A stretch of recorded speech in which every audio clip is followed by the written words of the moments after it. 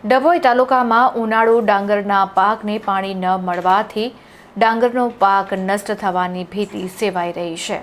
ડભોઈ તાલુકો માત્ર ને માત્ર ખેતી પ્રધાન તાલુકો છે। વર્ષ દરમિયાન પિયત અને અન્ય સગવડોને આધારે પંથકનો ખેડૂત 3 પાક લઈ રહ્યો છે।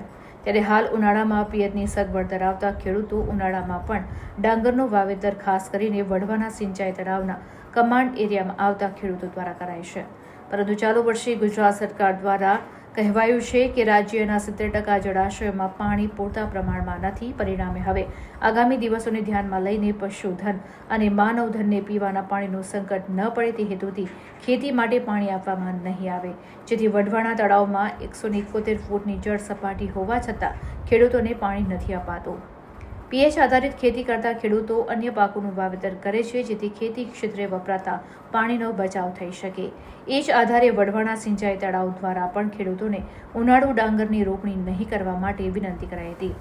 હાલ વઢવાણા સિંચાઈ તળાવમાં 171 ફૂટ પાણી છે જ, પરંતુ આગામી દિવસોને ધ્યાનમાં રાખીને હાલ તો 31 માર્ચ બાદ ખેડૂતોને પાણી નહીં આપવાનો નિર્ણય લેવાતા ચિંતા ફેલાઈ છે।